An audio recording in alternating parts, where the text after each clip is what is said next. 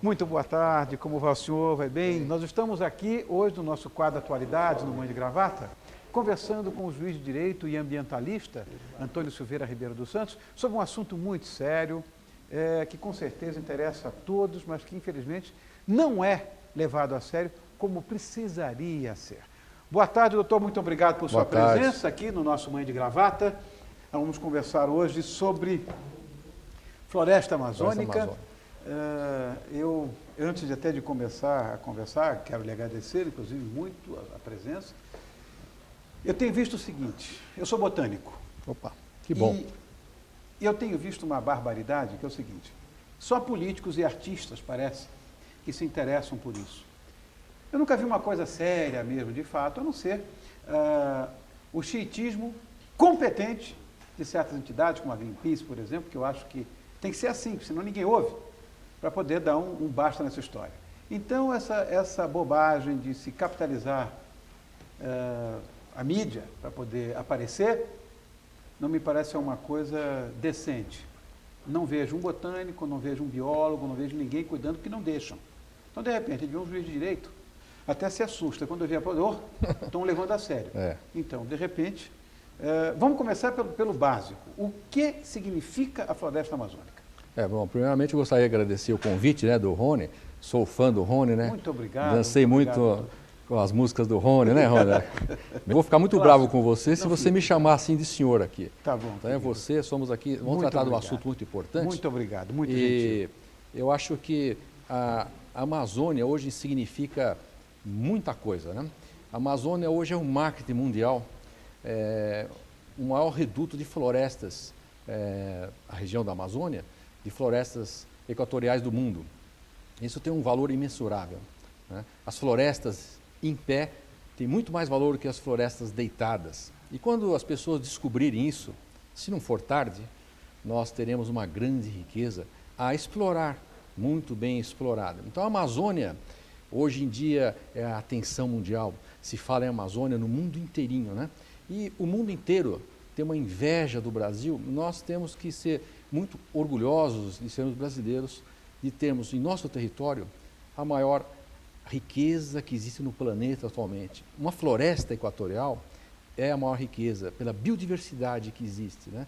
E nós temos que preservar essa Amazônia, preservar a natureza, preservar o meio ambiente, por dois motivos principais. Um motivo egoístico, né, do homem, para ele mesmo, no futuro, conseguir alguma enzima de algum animal, alguma coisa para tratar as suas doenças, tudo isso.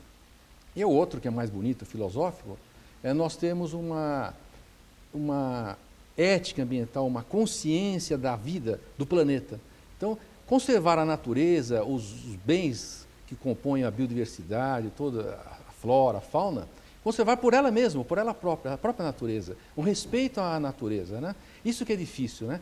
São dois motivos importantes. Essa é a parte mais difícil, que merece a conscientização.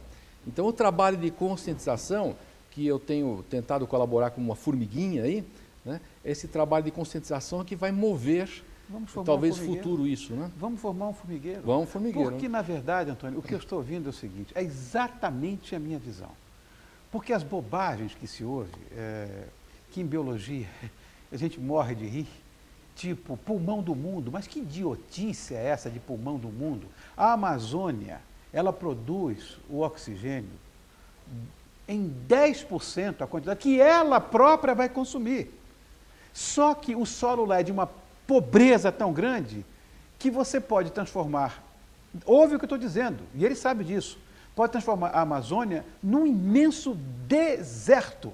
Você altera de tal maneira o clima do mundo que nós vamos ter, de fato, catástrofe uma atrás da outra, hecatombes por parte da própria natureza que vai reclamar. Paulo, muito obrigado por esclarecer, porque se a gente fala isso, vamos pensar que nós somos uns bobos, que estamos falando, que não sabemos nada. Eu acho que deve abrir oportunidade também aos biólogos, as pessoas realmente são técnicas nesse assunto, né, para dirigir os órgãos, né? Normalmente acaba sendo uma colocação política, né? Eu acho que a política é importante, os políticos são importantes para trazer investimentos e tudo, uma visão política é importante. Em função do investimento, só pegar o ganchinho, senão eu vou esquecer. Há como a gente sei lá, é possível desenvolvimento e proteção ambiental? Será possível que eles possam conviver juntos? E juridicamente, a Constituição Federal, juridicamente, é um direito constitucional o desenvolvimento. É o direito constitucional você ter uma fábrica, você desenvolver a sua atividade, a sua indústria. É um direito constitucional reconhecido na Constituição. E, ao mesmo tempo, também é um direito constitucional nós temos um meio ambiente equilibrado, correto, a preservação da natureza. Então, são duas coisas que, aparentemente, a são pessoa pode pensar conflitante, mas, na verdade, não são conflitantes. Você pode harmonizar esses dois interesses e desenvolver. É o famoso desenvolvimento sustentável, que às vezes é criticado também. Então, nós precisamos repensar a Amazônia. Eu, uma vez, escrevi um artigo que saiu na Folha, uns anos atrás, Adeus Floresta Amazônica, o negócio das madeireiras e tudo isso, né? E dizem aí que foi uma das causas foi aberta aquela comissão do Gilvan Carneiro para apurar as madeireiras, né? Então, a conscientização, as pessoas têm que participar, né? Se você é juiz, farmacêutico, engraxar, o que você for, você tem que estar ligado nesta luta de preservação, de construção. Temos que estar atentos a isso, né? E veja, a questão da Amazônia. A Amazônia é tão importante que nós estamos hoje, eu, um juiz de direito, relacionado à questão ambiental, com um artista famoso, num programa dedicado imagina-se a mulher, coisas culinárias, claro. Nós estamos falando da Amazônia. Veja a importância que invadiu isso, essa questão, né, na mídia, porque é uma preocupação. A mídia apenas reflete os anseios da sociedade. A mídia não inventa nada. A mídia ela vai atrás do que é importante, do que a sociedade está falando. Nós estamos falando da Amazônia. Olha a importância da Amazônia, não é verdade, Rony? Parece que nós temos um VT de ilustração, é verdade? Temos? Desculpa, Rony, a sua produção me solicitou ontem que viesse aqui correndo, a televisão é aquela correria, né? Sim, é assim mesmo. Aí eu falei, olha, eu tenho uma imagem para... Eles perguntaram se eu tinha alguma imagem, eu falei, eu tenho alguma coisinha para ilustrar esse assunto, umas imagens que eu fiz na Amazônia, justamente, eu acho que dá um minuto, alguma coisinha assim. Vamos ver? Para a gente ver alguma coisa interessante sobre isso, a diferença, nós vamos comentar depois sobre o assunto. Então roda, a gente comenta. Vamos lá, pode comentar em cima mesmo.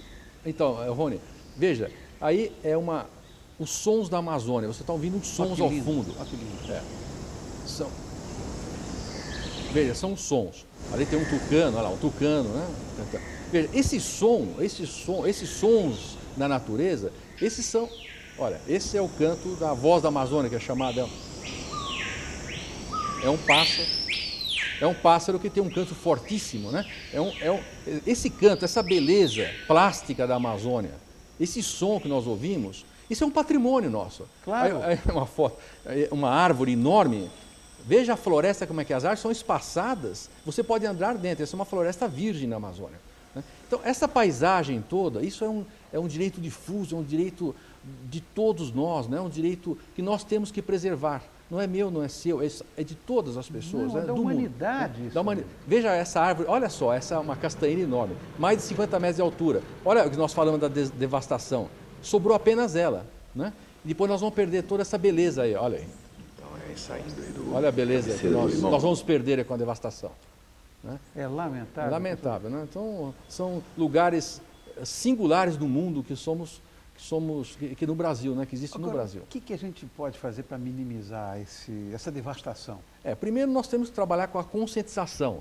Se a pessoa não tiver conscientização, os seus atos, os nossos atos, são externo ao que você pensa. Se você tem uma conscientização, você vai ter atos relacionados, físicos, relacionados a essa sua conscientização, né, que você tem. Então, primeiro tem que trabalhar a conscientização, mas também precisamos de ações concretas, projetos concretos, sérios, de pessoas sérias, entidades fiscalizando, para quê? Para que, ao mesmo tempo que vai havendo o processo de conscientização, nós temos que ter um processo para parar essa degradação.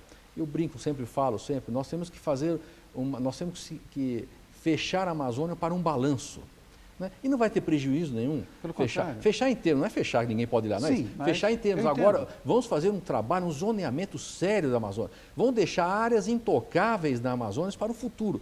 Você tem a sua geladeira e o seu freezer. Na sua geladeira você come a coisa hoje, amanhã. No seu freezer você come daqui um mês, um ano. A Amazônia é assim, você tem que deixar lugares para o futuro, senão seu filho e seu neto não vão ter. E a humanidade fatalmente sucumbirá se virar um deserto essa Amazônia. É interessante o seguinte, as autoridades urbanas, como por exemplo, Se a gente corta uma árvorezinha, você quer cortar uma árvore dentro do seu quintal, que já está cheio de formiga, você vai plantar 20 naquele lugar.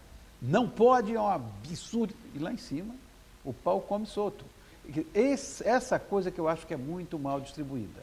Nós temos pouca fiscalização, pouca gente cuidando, é imenso aquilo lá, existem interesses que nós sabemos, monumentais em todos os níveis, equívocos um atrás do outro estão acontecendo em relação a isso. Enfim, eu não sei se as leis ambientais são suficientes para a proteção do meio ambiente. Na verdade, eu não sei até hoje se elas são suficientes ou se elas de fato são suficientes e ninguém cumpre. Não sei qual é a sua visão nessa história. Eu acho, no meu entender, eu sempre estudo muito aí o direito ambiental, né? Escrevo sobre essa matéria e tal, a gente tem que estudar, tem que estar atualizado. A nossa legislação ambiental é uma das mais modernas do mundo. Para não falar que é a mais moderna, para ser mais modesto, nós vamos falar que era a segunda ou terceira melhor do mundo, né?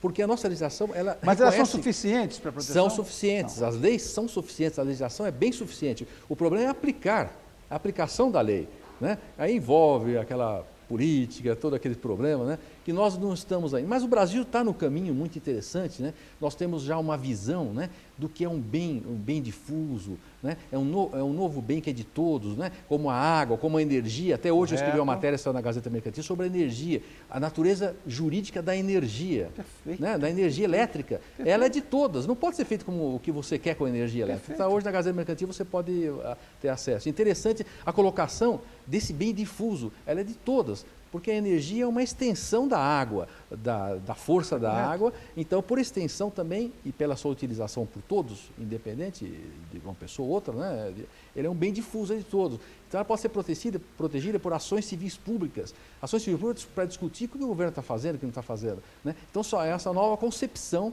de bem, né? Não é só o bem público, a energia, por exemplo, a energia, a água ou a energia elétrica, eles não são de quem, da pessoa que tem um reservatório ou da hidrelétrica, ela é de todas. Até a água que fornece a energia, que está naquele depósito, naquele reservatório, é nossa água. Então tem que se prestar conta, não é assim o negócio. Então as coisas estão mudando um pouquinho, né? E felizmente o Brasil tem essa oportunidade, né, jurídica, conceitual, de mudar isso aí, começar uma nova visão, né? E junto com essa ética ambiental, a ética, você com a natureza, eu com a natureza, não eu com você, eu com a natureza, você com a natureza. É uma coisa silenciosa, você pensando na preservação, e cada um tendo a sua ação, nós vamos, acho que um pouquinho para frente, conseguir preservar isso aí que vocês viram um pouquinho da imagem da Amazônia, que é uma coisa bárbara, sentir aquele momento, aqueles sons, porque o som, aquele conjunto, aquela beleza cênica, aquela encenação, aquela harmonia da natureza de uma cachoeira é única. Aquela encenação